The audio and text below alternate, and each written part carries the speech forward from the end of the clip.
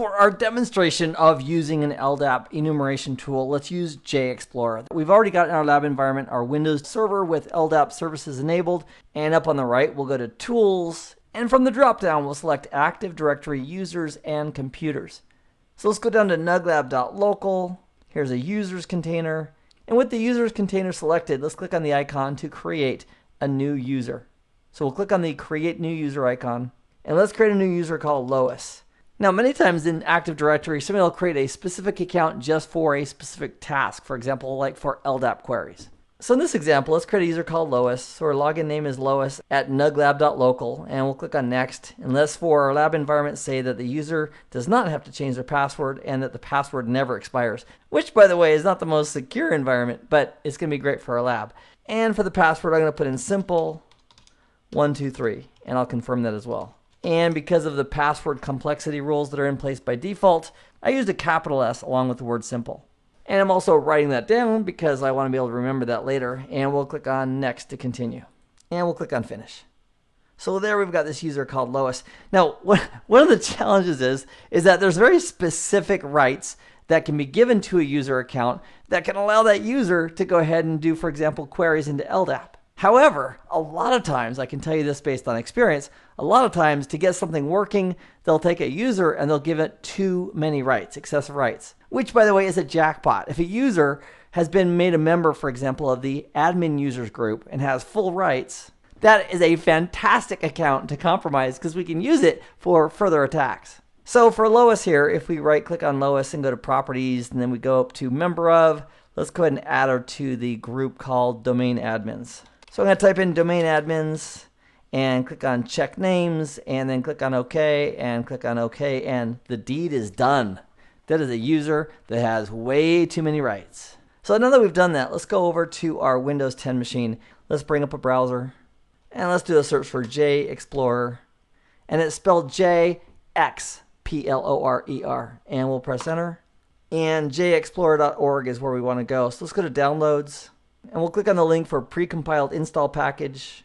And then we'll scroll down and we'll specify we want the one for Windows. So there's a Windows install package. We'll select that and we'll let it download. And then we'll go to our downloads folder and we'll simply launch it. There's the JExplorer. So we'll launch that. And we'll click yes to install. And we'll click on next. We'll accept everything. Next, next, next. And while that's cooking, I'm also going to open up a browser. And I'm also going to download Wireshark to this Windows 10 computer. So to do that, let's go to wireshark.org. I'm going to click on the icon for download, which is this guy right here.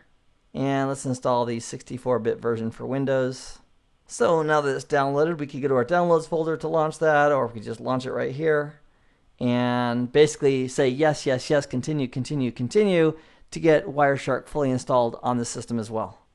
Now we have JExplorer and Wireshark installed. Let's go ahead and start up a Wireshark capture by launching Wireshark. We'll go ahead and double click on Ethernet 0 to start the capture. We'll minimize that. So let's click on the Windows icon in the bottom left hand corner on this Windows 10 system. And let's just type in JX and see what comes up. And the best match, it shows up as JExplorer. So we'll launch JExplorer by clicking on it. Let me maximize that to full screen. And then to connect, we're going to go ahead and use this connect icon up here in the top left-hand corner. So we'll click on connect. It's going to ask us for the host we want to connect to. I'm going to put in 192.168.1.212. That's our Windows 2012 server. We can specify the version of LDAP we're using. LDAP version 3 is the default. There's the default port of 389. And the base DN, let's use DC, which is a directory component, equals nuglab, comma, DC equals local. And then for the security, let's go ahead and use Lois's credentials, username and password. And the username is Lois, and the password for Lois is capital SIMPLE123. And then we'll click on OK. So it says search partially failed, only 12 entries returned, but out of those 12 entries, check this out. We got a boatload of information, including if we go into local nuglab and open up users. Here's Lois. There's administrator. If we go up to domain controllers and we expand that, we have one domain controller. That's our Windows 2012 server machine. And all of this is being extracted or pulled up via LDAP. Now, because we have Wireshark running in the background, let's go ahead and stop that capture. It's got like 20,000 packets already. And let's do a search for the well-known port for LDAP.